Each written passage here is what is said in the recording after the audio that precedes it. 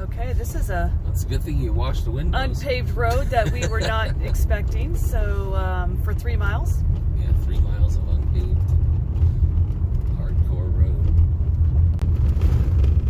Yeah, that's loud. Hey everybody, it's Let Your Light Shine. I've got Steve-O. I got myself. And we are on our way to St. Thomas, an abandoned town. I've been wanting to check this place out since I saw a YouTube video about it, I don't know, a couple years ago. I'm like, whoa, there's a town that not really washed up ashore, because that doesn't happen. A town that washes up ashore? It happens, like, maybe. It does? Okay, anyway. It happens in my world. Anywho, we'll talk more about it. But until then, we'll see you in a few.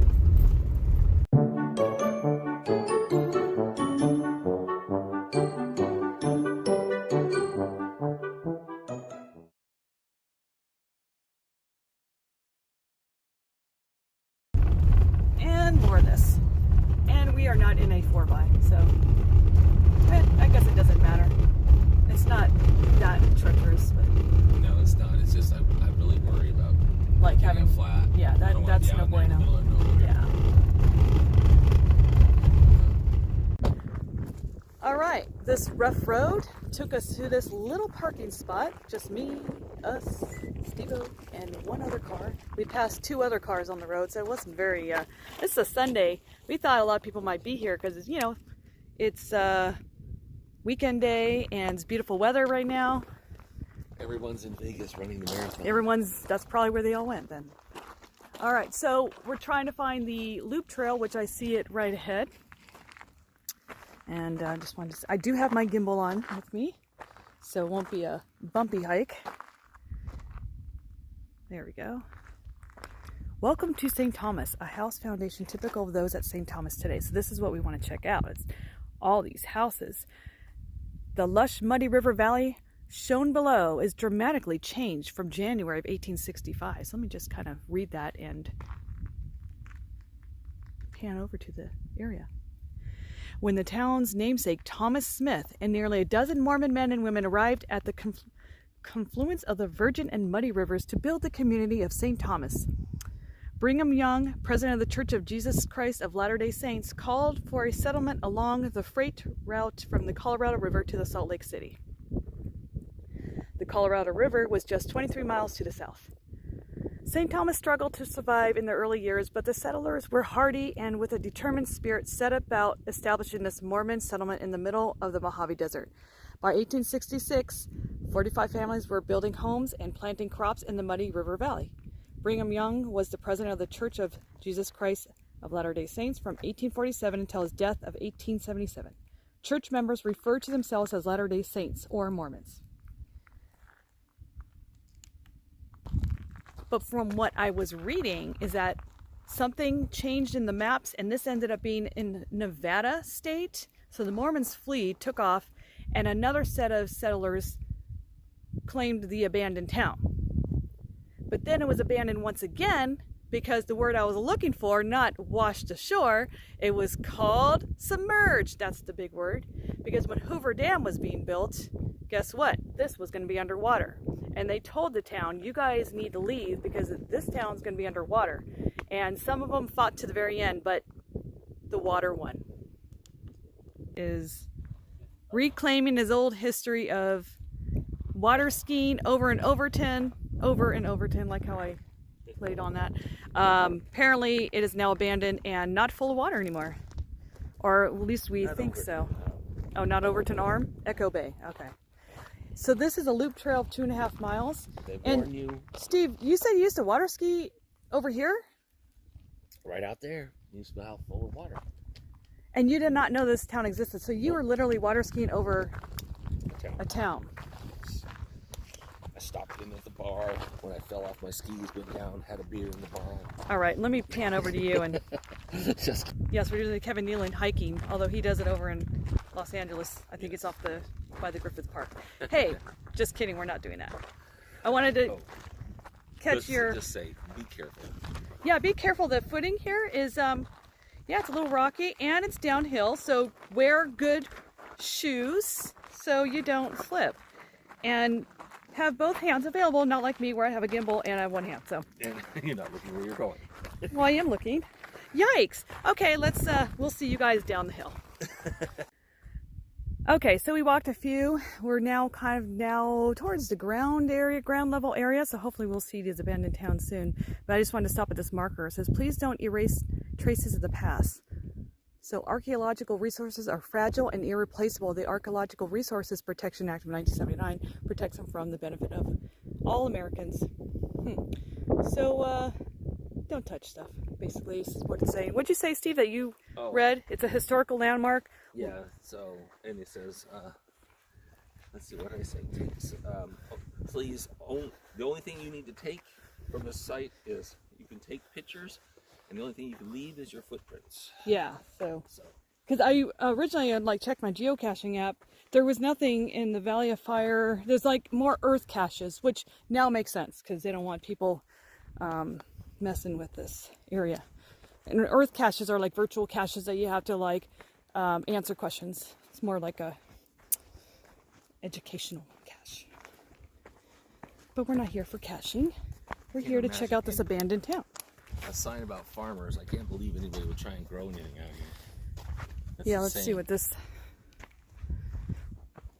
There's some old pictures. Working vineyard at St. Thomas. Ooh, they grew wine. Yeah.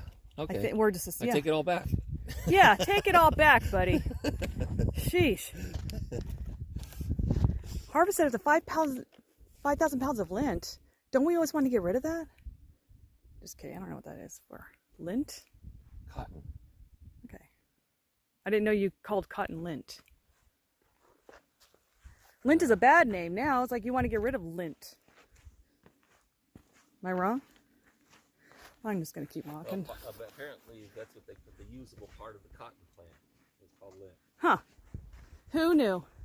Okay, so this is soft sand now. So we went from rocky downhill to soft sand.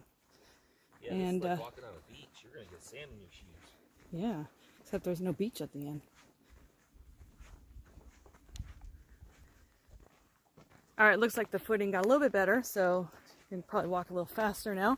Steve's wondering what kind of wildlife's out here, and I'm kind of not wondering, wanting to know. So we can just imagine. I don't want to run into wildlife unless it's cute. Otherwise, no thank you. Anyway, I see something ahead, but it's more of a sign, so we'll see what it's gonna tell us over here. All right, yeah, Steve's pointing out that we're definitely on the lake bottom because of all the shells that you're seeing. And you know, it's weird, but I was just mentioning that at our own house when I was the front yard. I'm trying to grow grass and I'm having a hard time. But the dirt has shells in it. And I'm like, why does our dirt have so many shells? That's weird. So, weird though, but... Check the shell out. They look cool. Yeah, it's all over the place. What shell are you? They're about this big. I guess you can get some scale. Cool. Okay. Oh, they're neat. Put it back. All right, I see a structure or something. I mean, Yeah, it's not. It's like small, but it's. We have signs of city. We've got structure. We have town structure. My gimbal's like, I don't want to turn. Yes, you do. All right, so this sign's probably going to tell us what we're looking at. So let's pan over to this thing. Wanted back taxes. No, let's just talk about taxes. Oh, yeah, I think I remember that. The settlers of St. Thomas thought they were in Utah or Arizona territories as the boundary lines were not well defined. Yeah. And in December 19th, 1870, a boundary survey determined that St. Thomas was actually in Nevada County. Tax collectors demanded settlers pay several years of back taxes in gold or silver coin immediately. You hear that? The settlers had little faith that the tax payments made to Nevada would be used responsibly. Wouldn't that be nice to go, you know, I don't think I'm going to pay my taxes this year. I don't think you guys are going to use it right. So I'm going to say no on that.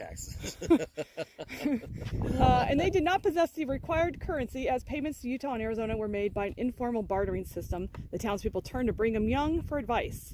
He allowed them to take a vote to stay or go. The next day, December 20th, 1870, the majority voted 63-2 to abandon St. Thomas. The original settlers departed, but because of the attractiveness of the area, St. Thomas was gradually repopulated over the next decade. So imagine back then, this was a bustling town. Can you just do that? Can you not pay your taxes and then bail to another Right? state? Can you? Without them following you saying, I yeah. don't know. I don't think you can. I don't know if I want to find that out. I think they have ways of tracking you down now. Well, they didn't have federal income tax, so I guess you could get away with that. So let's keep walking down this trail. It's supposed to be a loop, so hopefully it'll bring us right back to our car. But it didn't say what that structure we just saw was, though. I thought it would show, like, hey, this is the blah, blah, blah. Did not. Okay, I am seeing stuff now. Look at that, though, these trees. Wow. What's so eerie is the fact that we're walking on something that was submerged. So we were like, this thing was underwater at one time. Imagine that. God, that's so freaky. All right, so here's a foundation right here. I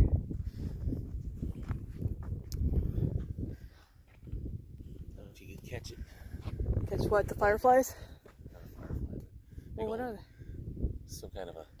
They're still here. The water's gone, but those bugs that used to fly around my boat are still Oh, here. they're like, yep. Yepers. We've managed to survive that. All this time I thought they were there because of the water. Nope. So here's one tree, and past Steve over here, here's that other tree. So these trees, they look pretty big on the stump side of things. I'm kind of curious how tall they were at one time. But yeah, here's a kind of a small foundation though, so I don't know if maybe it was bigger at one. Yeah, actually it does seem to like kind of continue right here, so probably was bigger. Wow.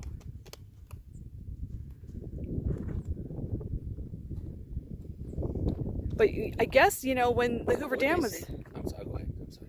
When the Hoover Dam was being built and they were submerging this underwater, I don't think they took apart these buildings. I think it was just, you guys got to go, and the water just came. So this town was like a full town underwater. Yeah, I don't know how big, what would they say the population of that I thought it was 500 at one time, like probably the most. But when they abandoned it the first time, they said that... How many people... Was it 60-something to 2? Or was it... Oh, that was a vote, 63 to 2 for them to leave. Oh. Or to not pay their taxes or whatever it was. They didn't ask the kids to vote. So it could have been bigger than... All right, so here the next thing is... all right. I don't know if you in the middle of nowhere, your mind goes weird and you start talking like you have no clue what you're talking about. Here, what is land worth here? Let's see. So here we go. Residents began dismantling. Oh, okay. I take that back. They began dismantling their homes and moving to nearby towns. So some of them did. I was wondering about that. By 1932, St. Thomas was becoming a ghost town. Only a few hardy individuals remained. Yeah. In June 1938, Hugh Lord lit his house on fire and left by boat as the water was lapping at his door. Wow. He was not having nothing. He was not having it. Sorry, Hugh. I don't know where he went off to. But yeah, the Boulder Dam Act of 1928, signed into law by President Calvin Coolidge, authorized the construction of Boulder Dam. This meant the end of St. Thomas, as the rising waters of Lake Mead would eventually inundate the town. It says the government assembled a 3-man committee consisting of a local resident, Levi Cyphus, and Washington, D.C. appraisers Harry Crane and Cecil Creel to determine the value of these lands. Levi determined the overall land value of $961,000, $158.75. Despite considerable disagreement from the townspeople regarding their individual values, Crane and Creel valued the land at $833,028.40. The Crane and Creel calculations were approved in 1931. What might the value of St. Thomas land be today? What do you think should determine the value of land and homes in the United States? Answer those on your own. Comment down below what you think. I guess this is an educational vlog. As my stomach just growled. And a hungry vlog on top of that. All right, so we are where this town used to be. All the energy matching up here. Obviously, because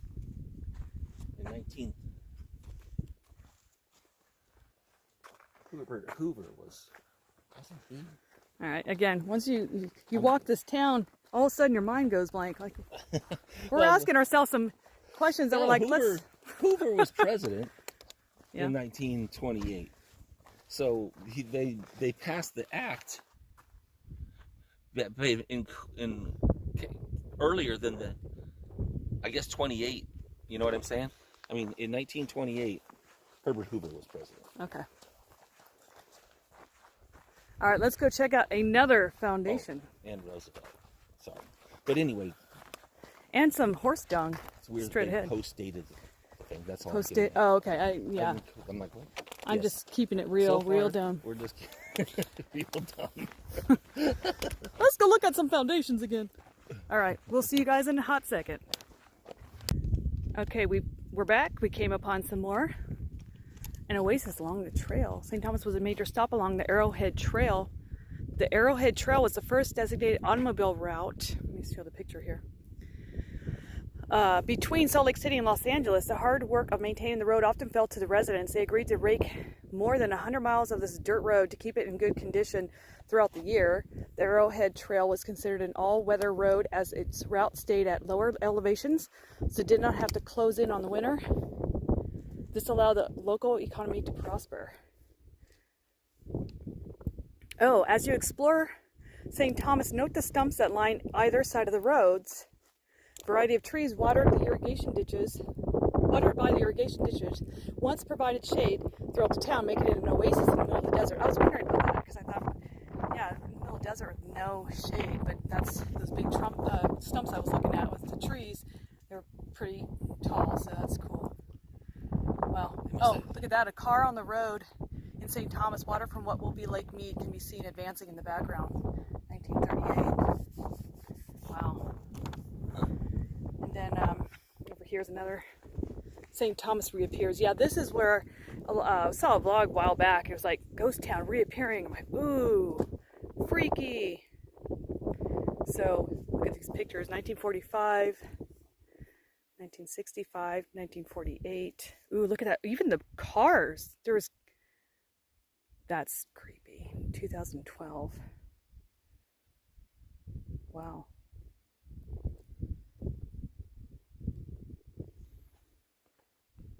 And right ahead is another foundation. So let's pan up and check it out. All right, let's check out this foundation. So now, I don't know offhand, and maybe you'll say it on the sign as I question something, and then all of a sudden I get it answered in a hot second after.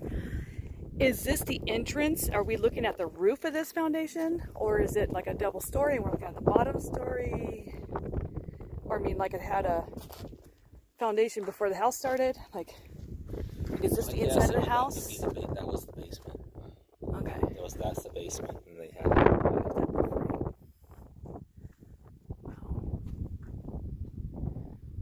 Yeah, they do have like a. That's crazy. Definitely was something like another story on this. It's a flooring for something. And this is something. Which, like a chimney or something. Let's scroll down and see. Ooh. Okay, it is. I'm talking and I can hear my own echo. So there, that's why they have it with this cage. Oh my God, that's like, maybe it's a well. Oh my God, it's like deep in there. I'm freaking out. I wonder if we could drop a little rock in a pebble or something just to see if you can hear it. Ooh, maybe. Listen real quick. Okay. Ready? Yeah. Okay, so it's, and if you look, well, I don't know if you guys can see it because of the sun and stuff, but it definitely is like a metal round, looks like a tank, and there's like lots of little pieces of wood in there. So yeah, that must have been a well. Or maybe a, Septic tank? not to say a well, but I mean, no, probably. I don't know what kind of technology they had. It was probably just a place where they kept the water. It was like a holding tank. Also known as a well? Well, but well implies that you dug down and you hit water. I don't think they dug down and hit water. I think they just had a tank and they filled it with water. That's weird. So I don't know if this house or whatever this building was, is there more to it? Because I see a little bit of foundation right here too. Yeah, Gimbal, you just behave. See, right here. But then that's, I don't see anything more. So, could be just this double room. So here we go. It's probably going to answer my question. It is about the heat, and I mean about the stories. The second story. Oh, okay. It was so hot that the richer folks had a balcony so they could get some fresh air and a breeze. So is this a bougie home? Yes. Oh, okay. They have the little balcony out here. So. Okay, let me pan down to show what he's talking about. Oh, Gimbal, you knocked that off. Okay. Oh, I see. Yeah, so like right here. They just want to cool off, which I can totally appreciate. So life changed little through the decades as people dealt with daily struggles. Excessive heat and illness were all too common, but the settlers persevered. I'm going to just scroll here. Neighbors helped neighbors with planting and harvesting and building. If there was a serious injury or emergency, residents had to travel to a nearby community for help. Homes were built of adobe and later stone or wood brought from southern Utah and were decorated with handcrafted gables. Surrounded by hedges and cottonwood and other shade trees, St. Thomas was a peaceful little town. Food storage was difficult in the desert. A desert cooler, illustration below, consisted of a wooden box draped in wet burlap. Let's see, scroll down. There we go. Ice arrived in 1912 aboard refrigerated rail cars, and the community welcomed the use of ice boxes.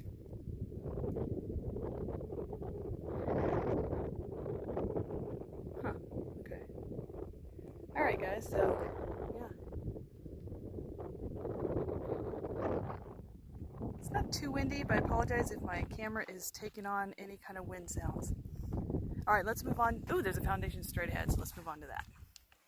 I was saying. Okay, Steve we're both on the fence on this, literally. Huh. I want to, I know my jokes are bad, but he thinks these are the trees, the shade trees. I think because of that picture over there, these were the posts for their yard, because they did have wood posts, and they're too perfectly cut. I mean, I don't know, did someone cut the trees before they filled it up with the water? That's what I'm thinking, was they didn't want trees growing up in the water. So your skiing wouldn't be you can see how they've been cut. harmed. This is not a fence Yes. post. Well, I mean, back in the day, they didn't have like cool fence posts that they could carve, and No one they puts a just fence post in like that. rude. That's a serious Maybe fence that post. was a tree, and these were the posts. So there. All right, let's just keep going. We don't know. We don't know. If you guys know, please help us, because clueless, not just in Henderson, clueless in St. Thomas. So onward to the next foundation. Steve's pointing out also how far we walked. If you see, maybe I can zoom in. That little gap right there between the two hills. They call them hills, just go with it. That's where we parked, and this is where we are. All right, so here's another foundation. Looks a little bigger. Maybe this was more of a building kind of thing. I see actual steps though. They look legit here.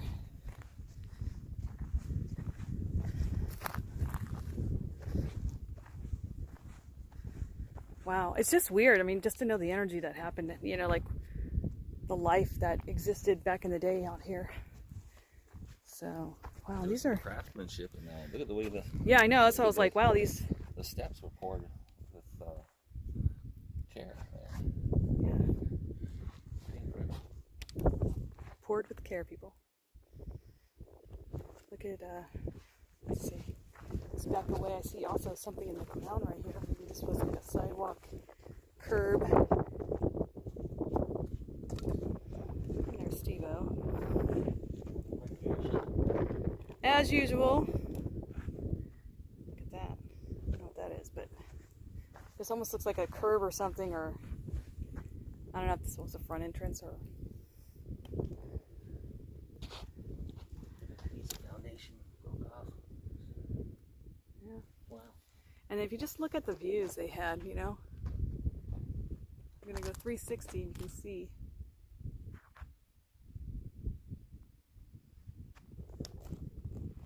What they saw back in their day.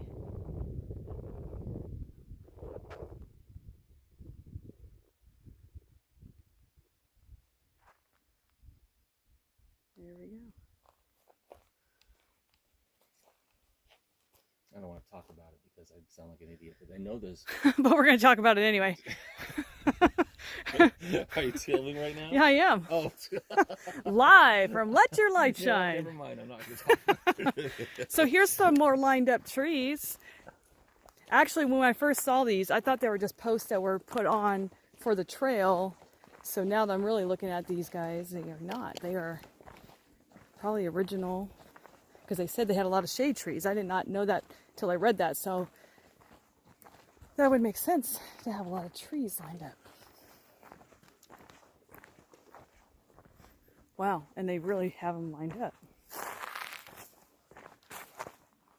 Look at that. All the way down and all the way this way. I bet you that helped with the wind too. Oh yeah. So this up ahead, let's look down. I'm wondering if this is, because it's going to talk about water on this sign. So yeah, that's another, okay, I can actually see all the way down. It's not creepy and dark. The other one was a metal one. Now this is cement, so concrete, whatever you want to call it. Okay, so let's backtrack to the sign. Yeah, that's what they're talking about. Water, precious water. Using picks, shovels, and scrapers, the Mormon settlers built an irrigation system. Just pan over to this so you're not staring at the sign the whole time.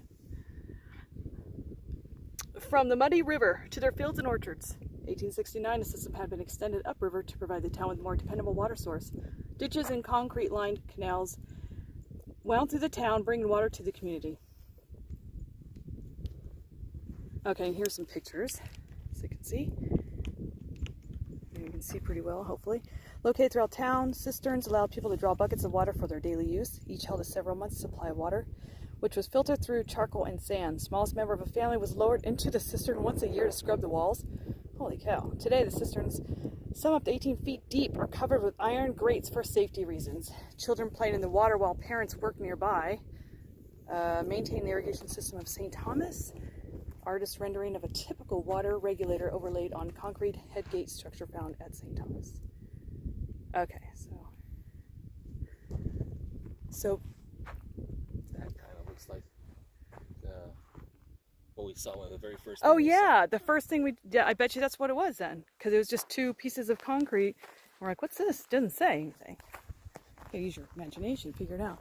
So here's some more lined shade trees. They deliberately cut these trees down before they. They had them so perfectly lined though. I mean, look at that. That's why I thought they were made for fence posts, because it just looks like it's like a boundary. So I'm wondering if I'm sure they lined up trees on a road, you know, and we were walking past buildings. I'm wondering if this is like their main road. I see something over here, but I don't know if it's anything. Something just sitting there. Let's check it out quick. Oh yeah, it is something. Just off the beaten path here. Some kind of like, hey, gimbal, you just straighten up. Fly right. There we go. Look at that. That's an old engine. Wow. That's pretty cool. And some old rope and everything. Wow. Okay, so I have to go a ways to the next building, so I will take a pause and I'll see you there. So I'm taking this thinking it's a trail, and it probably is, but I'm seeing stuff off the side here. So see, here's another like piece of equipment or some kind of metal something. Here's an old big tree stump. There's something over there. So I'm still going to hit this major structure ahead and then go over there. Another thing cool is I was talking about wanting to check this place out to a lady I work with, and she used to live over in Overton back in the day, years ago. She said, I remember back in the day we'd go swimming in the lake. You could see the top of the church poking out from the water. So I don't know how far, I don't know if that's what I'm going to, because that looks like the tallest structure we see here. She goes, I can't believe there's no water there anymore. That's crazy. And she hasn't been out here in a long time, so she had no idea. So she remembered that, and of course Steve remembers water skiing over here. So I don't. I've never been over here. So to me, I'm new ground for me. But this is so crazy. It always kind of freaks me out to be walking somewhere where things were underwater at one time. So this looks like another one of those wells that's graded. So it looks like a foundation was here, but there's really not much but just a big square block. So we'll move on. Look at that tree. Wow.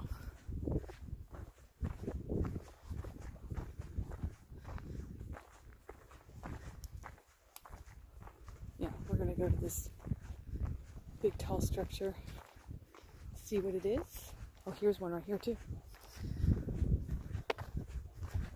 I'm glad I have the gimbal because it's not rough road, but it'd definitely be a bumpy vlog if I did not have it.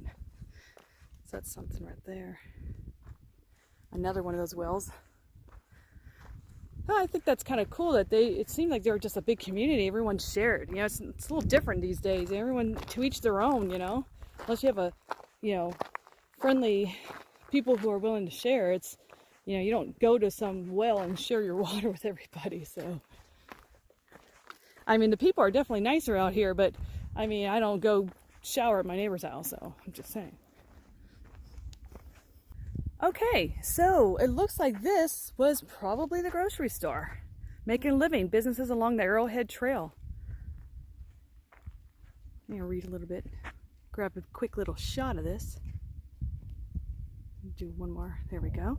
Farming and ranching were the main occupations over the years, although a few small businesses did spring up along the dusty roads of St. Thomas. Reinhold and Solander Hanig, sorry if I'm not pronouncing that right, built the grocery store and soda fountain also known as Hanig Ice Cream Parlor. The remnants of this building are before you. Here's what it used to look like. Scroll down, gimbal. There you go. Preston Nutter operated a grocery store just down the street, and William Sellers opened a cafe along the Arrowhead Trail. The Gentry Hotel provided lodging for weary travelers. Oh, look at that. It says people use a raft to navigate the flooded road past the former St. Thomas Post Office. Wow. So let's go back to this structure. It said most people had to travel to St. George, Utah for formal banking. Money exchanges around town were carried out by using endorsed checks, which were legal tender. Many times a check was passed from person to person. Recipients would endorse the check, pass it on until there was no more room on the check for endorsements. It was then returned to the maker. Checks were written for as little as 10 cents and in a few cases more than $5. Huh. Let's go, so here's like, I don't know what this is, but a wheel and a pole, so some kind of machinery.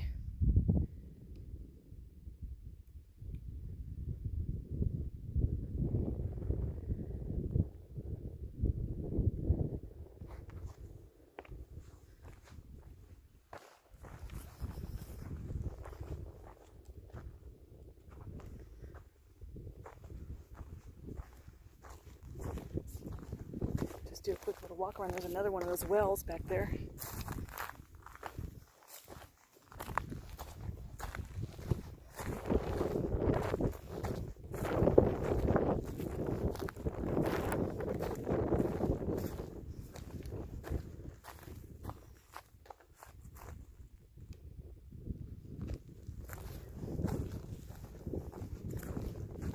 Alright, I'm sorry, but that is a massive load of dung. I mean, what the heck is residing on this land? Freaking dinosaurs? Okay. That's kind of creepy, because no one's here. Oh my god. What kind of beasts are out here? Alright. And, look at that. There's like a...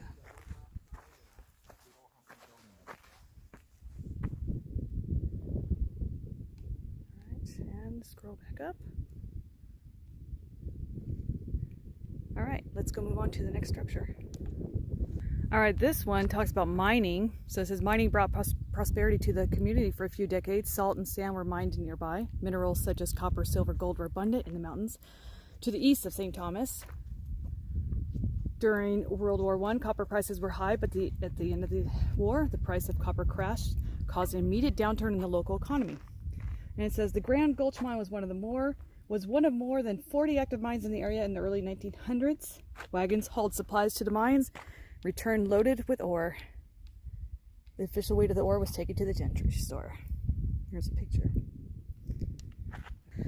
All right, now before us is the school. So let's pan over to that. Wow, this one's a pretty big building too. Education was important to the settlers. Prior to the construction of St. Thomas Schoolhouse, parents provided a variety of places for the children's schooling, including tents, parlors, or living rooms. The steps these children are posed on rose to a two-story masonry school building. Let's show the picture of them. Oh, right here. Constructed in 1915, the structure consisted of 4 classrooms, a large auditorium, and a space upstairs for dances and plays. The school with 8 grades was in session until 1932. Students bound for high school in nearby Overton bounced along in a converted model. Oh, how interesting. Okay, that's like their school bus. Model T Ford truck. Hey, Gimbal, you stop that. Lined with benches. Flora Keller remembers calling the bus the churn and having an uncomfortable ride over rough gravel and dirt roads. I can only imagine. The churn. So here's some steps. And look how uncomfortable that is. Yeah. No shocks or anything. Yeah.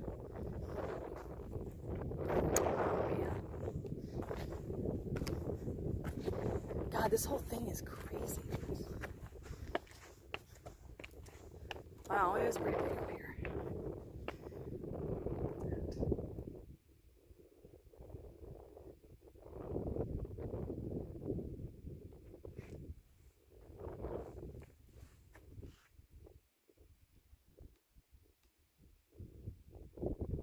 Back down the stairs. And all this rubble, like, on the ground here, too. It's kind of interesting, though, how perfect these stairs are, though. Like, totally untouched. Sorry, I'm trying to take pictures, too, so we see the camera. Burrows. Wow. What's that, Steve? Oh. It's gotta be burrows. Okay, Lord, those are some big ones. Okay. So I don't know, that lady that said she saw the church, she's probably talking about that grocery store, because that's the tallest structure we see. Yeah. You can imagine that, just peeking out of the water, first thing you see once the water started to recede. Steeple, or a church would have been made of wood. Though. But yeah, well, yeah, but it wasn't. I don't know how long ago she was talking, but I think it would still existed if she was talking, in the 20-year range. I don't know. Alrighty, guys. Well, that ends this vlog here at St. Thomas Abandoned Town. Thank you for watching. Don't forget to like, share, and subscribe. Definitely check it out if you're in the Vegas area. It was, like I said, about an hour and 20-some minutes from Henderson, so not too far from, probably closer to Vegas. Probably an hour away. You could shave off another 25 minutes. Yeah, if you're definitely into this kind of stuff, you definitely enjoy checking this place out. So, yeah, don't forget to like, share, and subscribe, like I said before. And yes. Also, just so you know, you don't have to go through the Valley of Fire. Oh yeah, we took the longer route. It doesn't. It's going to cost you $10 to get here. Like yeah, we're going to take the shorter route home. Although we can take the long route because we paid the $10, but I want to take the shorter route home because I'm 12 minutes earlier going home. So why not, right? I don't know. You do you, and we do we, right? Right. I got nothing. Anyway, we'll see you soon. Thank you for watching. Bye, everybody. So I figured out my brain wasn't working too good. Anyway, Calvin Coolidge, I believe, was the president before Hoover took office. Did you say that 3 times fast? Calvin Coolidge was the president. No, Herbert Hoover. Hoover. Yeah. All right, continue on. You're like, why? Why are you? Okay. This is worse than just letting it go and not. He wanted to correct his discombobulation over here. Nice word, by the way. Okay, go. Yeah, so. Hoover was to take office in 28 or 29 when they had the election in 28. Oh, not me, Gimbal. I wanted you to go. Why did Gimbal do that? Because you're better looking. Oh, for the love. That's why. That was really weird. Go. Keep it. Sorry. No, it's just anyway. That's what happened. Coolidge must have been president, and he signed it in 28, and Coolidge took office in 29. And Hoover took office in 29, and he was the president when they started the So we're Hoover passing Dam. the sign right now. That's where it all began. All the confusion began right here at this sign, people. Right here. This is what happens. When you're parched, you're in the middle of nowhere, there's big horse dung or whatever, we don't know what it is. I'm sure it's burrows. The How wild big are burrows. these burrows at the dung I've never seen a burrow dung that big. Good Lord. Before. And I've seen lots of burrow dung. So I got nothing. All right, bye.